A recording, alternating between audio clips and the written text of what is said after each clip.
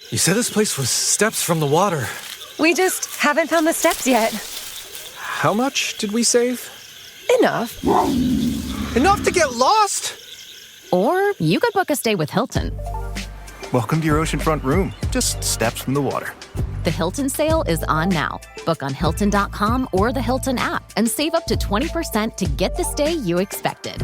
When you want savings, not surprises, it matters where you stay. Hilton, for the stay. Some things are impossible to miss, like an elephant in the room, or a bull in a china shop, or this season's amazing offers, brought to you by PayPal. Discover offers from hundreds of brands like Viator, Allbirds, and Tory Burch right in the PayPal app. Save an offer before you check out with PayPal and earn unlimited rewards. Download the PayPal app to get started. Terms and exclusions apply. See paypal.com/rewards terms. Good evening, ladies and gentlemen, and welcome to the Wrestling Draft.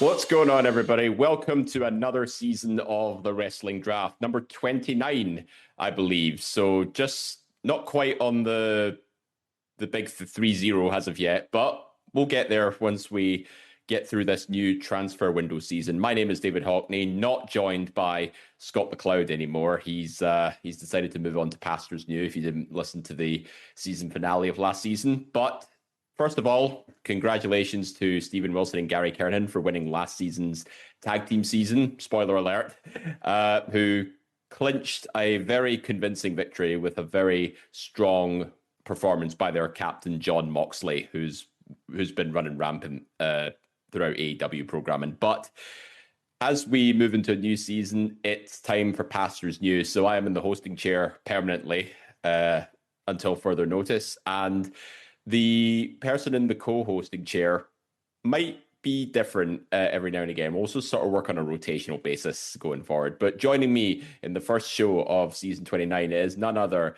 than Andy Mitchell. Andy, how are you? I'm good. How are you doing, David? Thanks for asking us to join. It's going to be an interesting first episode, I'll tell you that.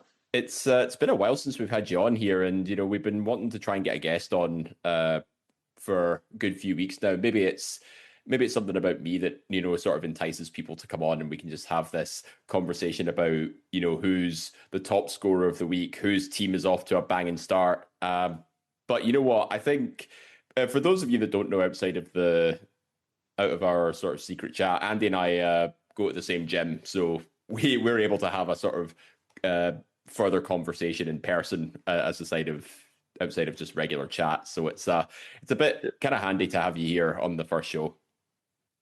I know, every time I go to that gym, I keep thinking I see Braun Breaker and it's just you posing in the mirror. Well, I wish it was. I wish I could say that I was on the level of Braun Breaker, but both of us are sort of lacking in the follicle department on that front. But enough about male pattern baldness for one day. Let's move straight into our top scorers of the week. Now, we'll go into a bit more team analysis as the show progresses, but I just wanted to get an idea of who's our top scorers of the season so far, because that it will reflect the overall table, as it were.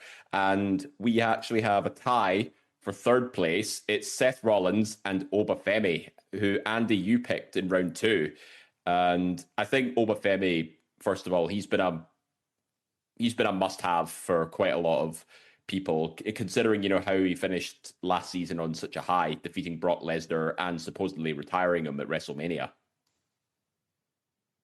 No, that's what I was surprised that nobody went for him first pick as well. It was just that way where obviously it didn't look like it had much of a direction coming out of Mania, but still it's like he's beaten Brock Lesnar. Brock Lesnar's essentially potentially retired, so it's like, why didn't they grab him? That was my thoughts. Because when did Seth go? Doesn't Seth also? Seth Rollins was third overall. He was picked by Gary Morris, so he was taken before Cody Rhodes. And also, I think Obafemi was drafted round 2, so he could have gone. And there's 13 of us in this No, sorry, there's 12 of us on this season so far. So I'm surprised nobody picked him up sooner. No, that's what I mean. It was definitely somebody I wanted to pick, but I knew I had to get like somebody before that. But I was just surprised when he was coming back around that snake draft. I was like, oh, I'm getting him because I can't wait till round 3 because he will be gone. So No, I was ready to pick him in round 2 as well, but so I think he would have gone before then. But yeah, if he went past round 2, I think it would have just been an insult at that point because myself and Stacey in the tag team season picked him round 1 overall, and even though he didn't have the captaincy on him, he still did pretty damn well, all things considered. Because I doubt he's going to eat a loss anytime soon, and I think for a long game, I think Obafemi is going to be a good choice because, he's massively over. There's various opportunities to get a rack of wins up. He's got the open challenge happening on Raw, so that could be easy wins for him left, right, and center. Maybe you put the captaincy on Rhea Ripley as well, didn't you? yeah, well, I was thinking that I was like, would that have been better to put it on Oba? But again, it's like Rhea's also usually consistent as well. She's got the title, so it's like if she starts to defend that title, then Yeah, who's to that's say? fair enough.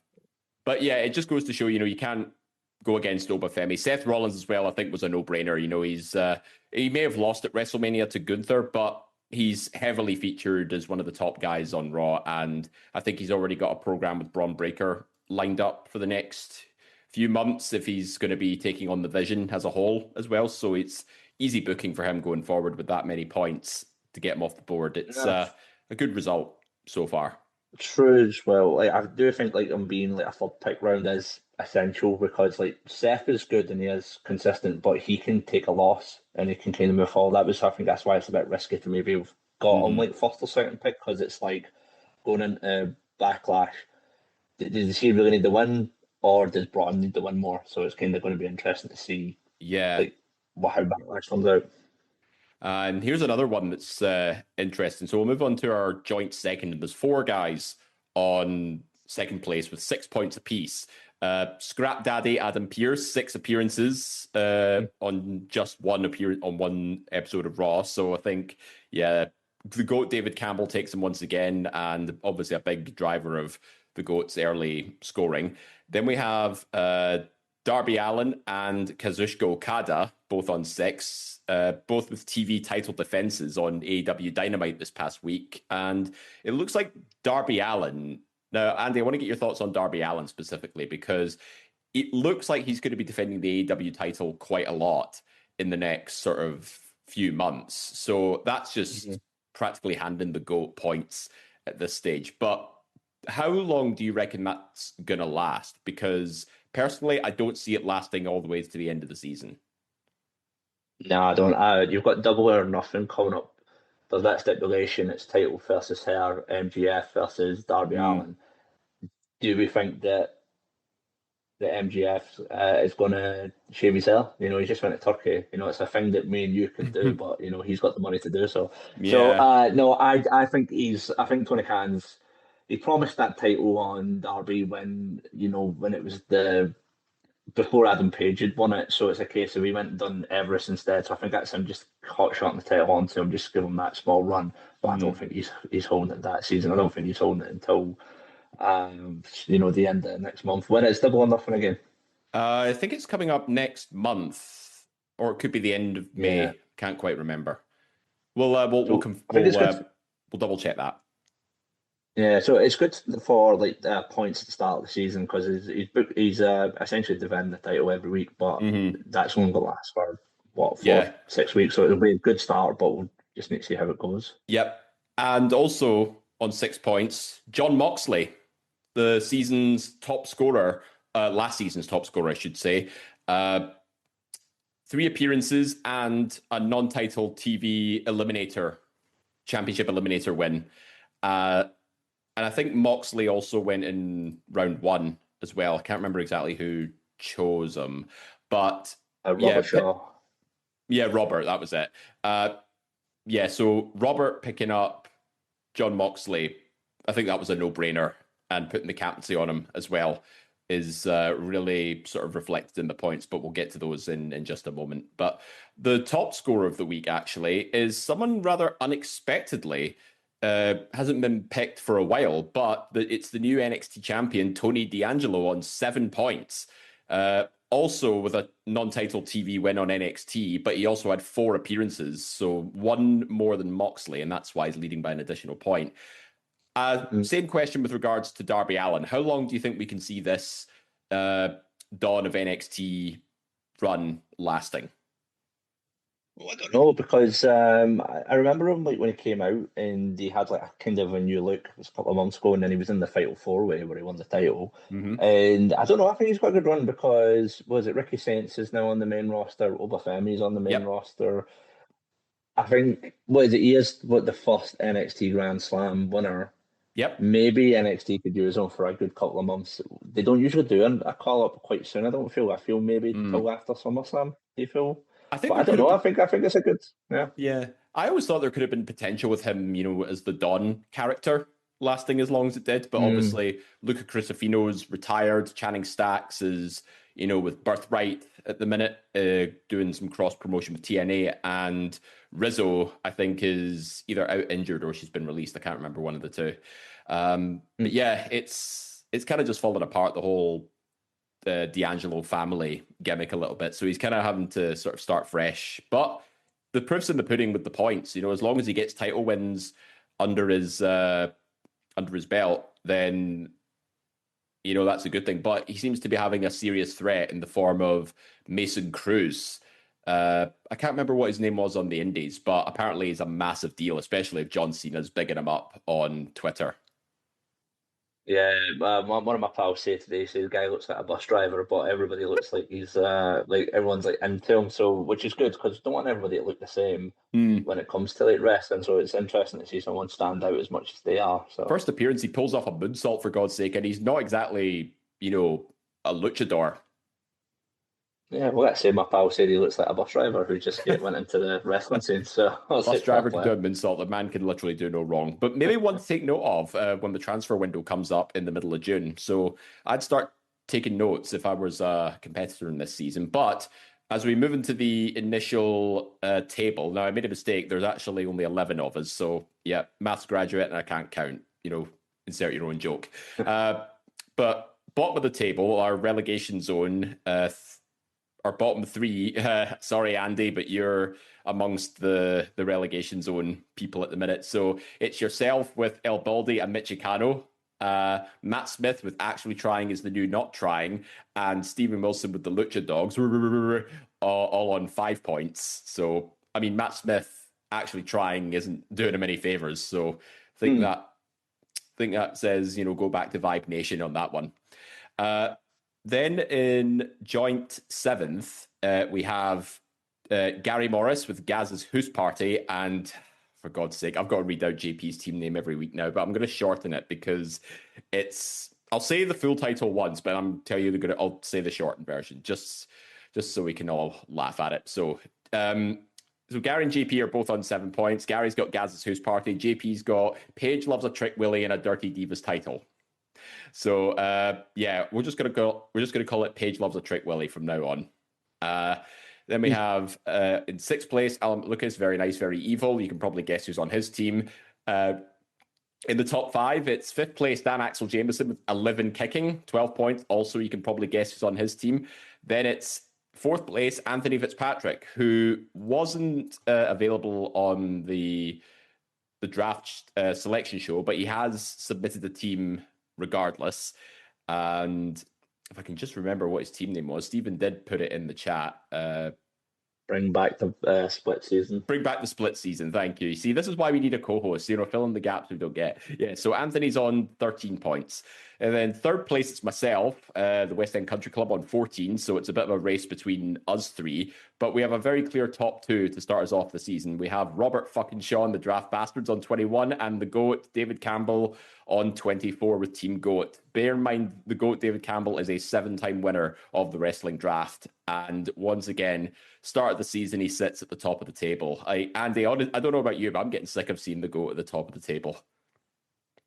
I don't know, he's It's been a couple of seasons where he has like started at the bottom. Like same as like Steven, where they both had like the bottom of the barrel, and then somehow they always seem to do really well. And as we all know, David Campbell loves to win. He's won it so many times. Don't want to Mm. big his ego, but he is a good drafter. He He's always like has been. he's the John And Cena of this draft. he's just super goat. Sometimes he just somehow just gets the points. But no, Yeah. he's off to a good start. But again, his team is like Darby Allin is like leading it. But that could all change. Like we just don't know what this. It's a long season, so we just don't know what's going to happen in the next couple Yeah. of weeks. But we'll do a breakdown of the tables, the teams themselves, because this is what we typically do at the start of the season, and I just wanted to get some initial thoughts on each of your teams. So obviously we're a little bit limited for time, but we'll. So I'm just going to read out I gave my thoughts on the selection show. You can watch that on the Wrestling Draft YouTube channel. But Andy, I want to get your immediate thoughts. Just try and keep it short and sweet as we go through. And we'll do your team last. We'll actually start from the top of the table and we'll work our way down. So Team GOAT, we have Darby Allin, Adam Pearce, the tag team of Raquel Rodriguez and Roxanne Perez, Orange Cassidy, Willow Nightingale, and Alexa Bliss. No, it's a good team. Like I said, Darby Allin's a good pick, especially with that AEW title. Willow Nightingale, we know she had the tag titles as well. What's the title that she's got again? The other one, the singles one? The TBS title. The TBS title. Raquel and Roxanne, good. Judgment there, always on TV. Orange Cassidy, he's always on AEW TV. He's in the trios match. I can't remember if he's the trios champion as well Yeah, at the moment. it's He's one of Orange the trio, Cassidy yeah. and the conglomeration of Roderick Strong and Kyle O'Reilly, who are on Dan's team. Yeah. So in Alexa Bliss, and as you said, that Adam Pearce 6 points, and that was just in one night. So It's a good team. Issue is there going to be a split soon between Raquel and Roxanne? So is that going to be a wasted tag team pick? As I said, I don't see Darby holding that title for much longer. So once he's gone, it's like once that title's away from him, if he does lose it, then it's a case of does his points start to obviously suffer mostly. So I know it's a good team for a start, but I feel like as the season goes on, he might not be as performing as well as he has so far. Yeah. Don't forget, there is the transfer window coming up as well. So even if, the worst case happens for a particular team, they can always trade out certain picks. But if the Raquel Roxanne split does come as you predict, he will have to pick a new tag team. So, but we'll cross that bridge when we get to it. Next, second place for this week, Robert fucking Shaw. He's gone with John Moxley, Tony D'Angelo, Zarya, the Usos, Javon Evans, and JC Jane. So I'm sensing a theme with all the J's on Robert's team, but he has 2 of the 3 top scorers from this week, and I think that was a big contributor to his really strong start. Moxley obviously has the captaincy applied. Tony D'Angelo scoring the big 7 this week as the top scorer. But yeah, give me your thoughts on this one. No, I think it's a good team. I think John Moxley is definitely one of those draft picks where he could be like right at the top or the bottom, but he's always such a good scorer. He's always a bit of a steal because Tony Khan likes to book him. He's got, is it international title? Do you know that AEW have that many titles? I forget which one's bloody which. So No, what do you mean? Moxley's got the Continental title. That's the Continental title. It's Continental, International, same bloody thing. Yeah, Too many titles. Okada's international champion. Okay, but again, yeah, like Moxley's good. He's booked strong. Him and Will Ospreay has obviously got a storyline at the moment that's giving him TV points. Usos, they're consistent. They're on TV. It looks like they're going to get involved in Backlash some way. There's obviously things about like when Jacob's attacking Roman, the Usos have been in the building, but they haven't been there to help. So what's that mean going into Backlash? But yeah, overall, I think it's good. Javon Evans is popular. I don't know too much about Jesse James and Zarya, and obviously we had what we said about Tony D'Angelo. So he's got a good, strong team again. Yeah, a lot of good, strong players in that team. Jesse James and Fatal Influence have been called up to SmackDown. Zarya seems to be the new honcho of the NXT Women's division, even though she's going after I don't think she's going after a title as of yet, but I think she will eventually.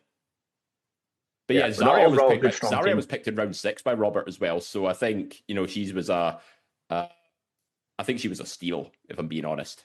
But yeah, now we'll jump to my team, West End Country Club, and one of the only teams so far that has got points for all of their picks so far. So I have Captain Roman Reigns, Sol Rucas, the Street Profits, Miles Bourne, Lola Vice, and Jack Perry.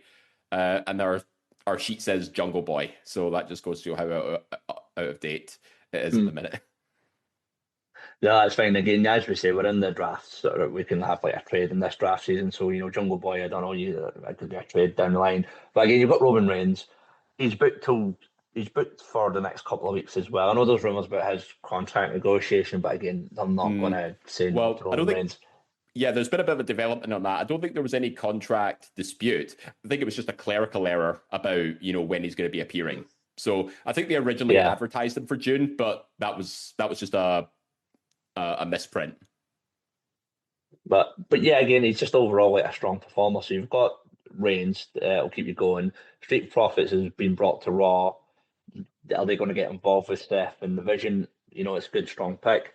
Again, like there's a few people on their team as well. I think they get wins here and there, but overall, again, it's a decent team.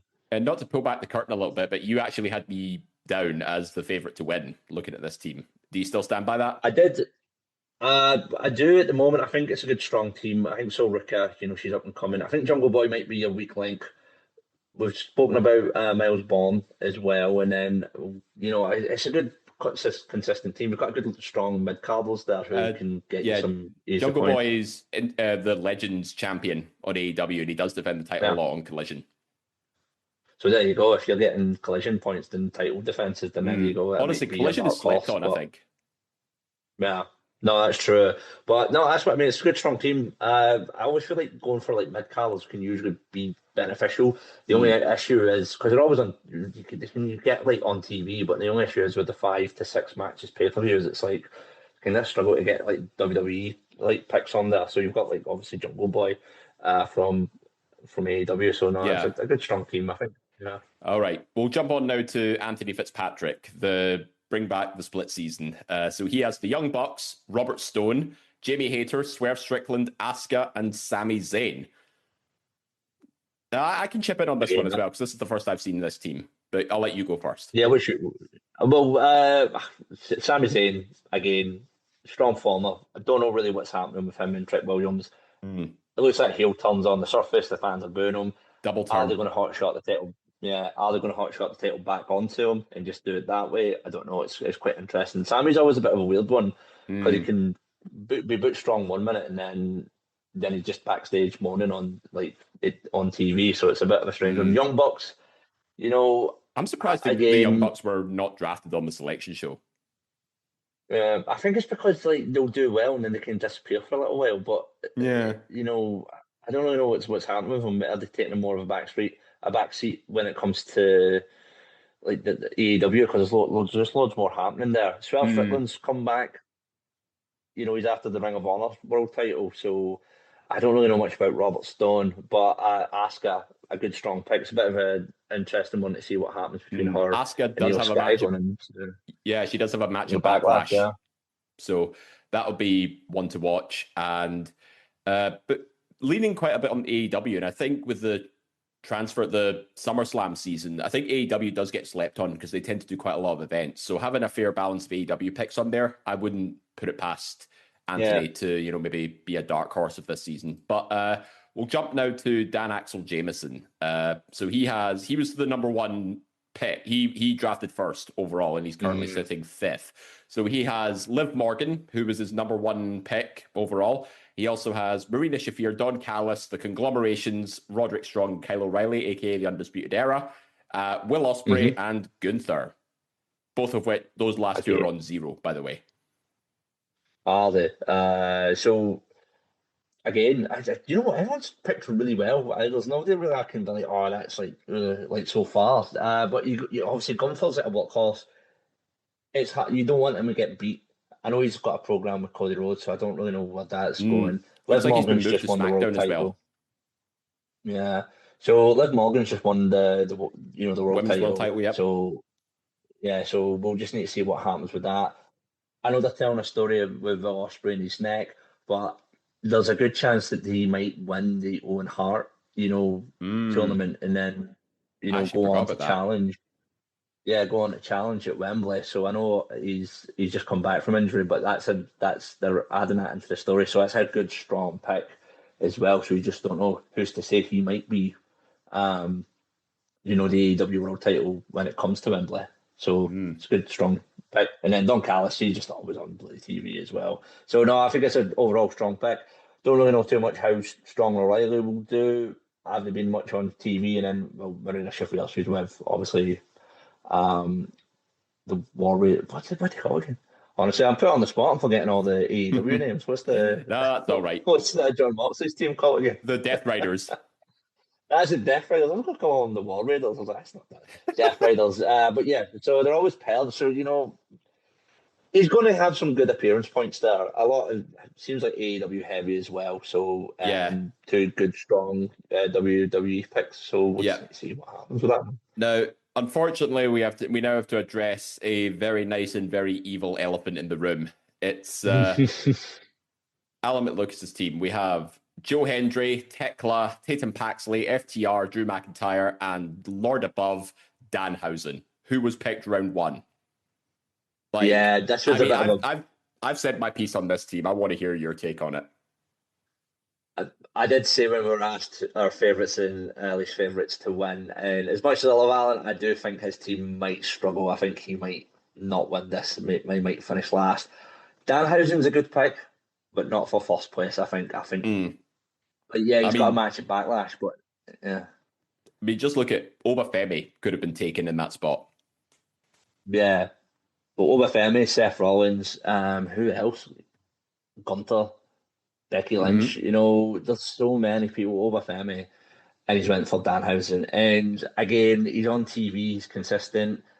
It is a good sort of appearance points pick because he is appearing on both shows. But again, is that really going to make a difference? Tekla is AEW's world women's champion. Again, is she going to be running with that belt for much longer? Obviously, they're going to do the Mercedes Moné story where she loses all the belts. Same with She's going to beat Tekla for it at some point. Same with Tatum Paxley, who's the NXT Women's North American Champion. Yeah, and then FTR. It's been building for, Copeland and Cage to win those titles, and Tony Khan essentially wants them to win the title because that will be in his history books. He's got like a strong WWE team winning his AEW champion, so I don't think FTR. They are good. They've done well with previous picks as FTR, but I think somebody had said this before, where it's like, are people picking teams based on what's happened before, expecting the same results? And is that what Alan's done with FTR? And then Drew McIntyre, he's filming a movie at the film. Exactly, he's filming Highlander, and I think Joe Hendry's good. He is on TV, but Joe Hendry's been doing well. He got a DQ win over Logan Paul on Raw, and he appeared 3 times. But again, I feel like Joe Hendry's going to be one of those ones where he's been called up. Obviously, he's sort of shtick has been interesting, but is that getting old now? Because you've got Danhausen doing his thing. And then, you've got all these like strange characters, and I feel like Joe Hendry was, that was like 2024, whereas how does he fit in a 2026 WWE? It's a tricky one. Is it like a flash in the pan? Yeah, but I feel it's like interesting picks, but overall, is it going to be diminishing returns going forward? So. Yeah. So JP, Paige loves a trick Willie. He has Kazuchika Okada, Paul Heyman. Those are his only scorers. Okada is on 6 points, obviously, so he's carrying the whole team at the minute. Paul Heyman with 1 appearance point, and then the rest of his team, Trick Williams, Lash Legend. He's got the soon-to-be married couple as well, Trick and Lash. And then finishing off with Fallon Henley of Fatal Influence, and then the tag team of Brie Bella and Paige, which I never thought I'd see the day. Those two would be drafted as a tag team. Yeah, no, it's sort of a toss-up between who might finish last this season. Could it be Allen or could it be JP? Again, we've mentioned Trick Williams. He's got the US title, but is that going to hot shot back onto Sammy with Sammy's heel turn if that does actually happen? Okada is a good pick, but again, he's facing Darby Allin next week for the AEW World Title. Again, they're not going to have him get beat unless it's a DQ finish. So then it's obviously what's going to happen between him and Takeshita. So you're just like, I don't know. Last Legend was a good strong pick. Yeah, that was from last. Me and him picked her last season. But again, overall, is it just going to be diminishing returns? Yeah. So. So we've got a few teams left to shoot through. We better make this quick as well. So we have Gary Morris with Seth Rollins, Becky Lynch, another married couple, Chris Jericho, Stephanie McCare, who's been written off with injury, Royally Sillard, Dominic Mysterio, and Lord above. What was he sniffing when he picked this tag team? It's The Miz and Kit Wilson.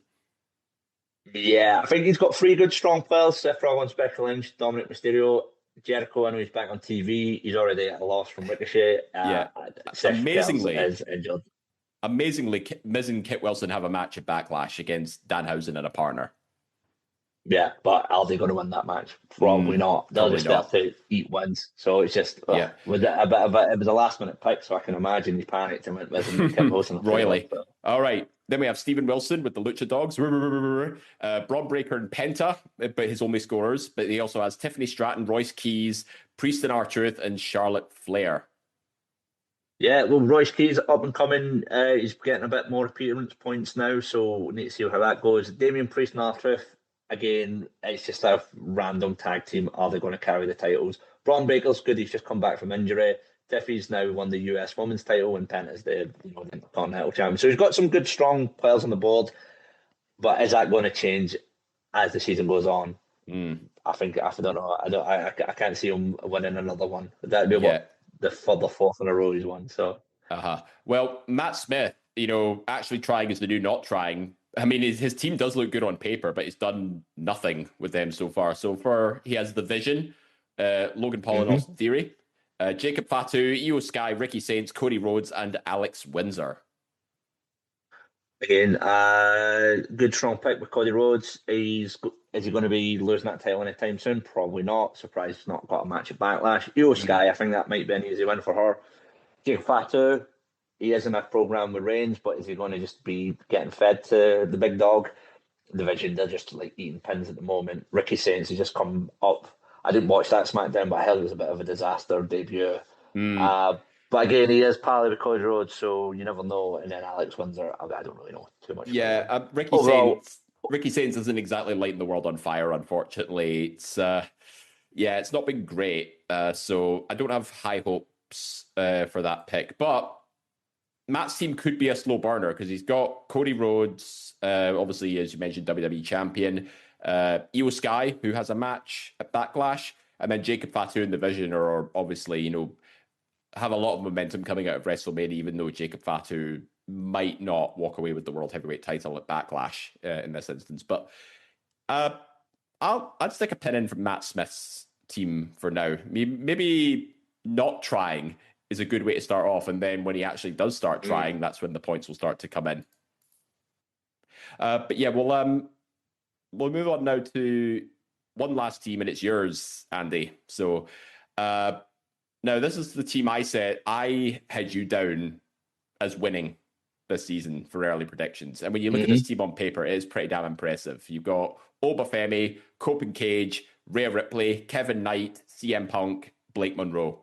Like, what's not to like about your team, especially when you've got Obafemi running wild on Raw? You've got Rhea Ripley, the dominant women's champion on SmackDown. You've got CM Punk, who looks like he might be going into a future program with Cody Rhodes. You've got the TNT champion Kevin Knight. You've got Copen Cage, who might walk away as AEW tag champions at Dynasty. And then you've got Blake Monroe, who's slowly going to be working her way onto the SmackDown scene.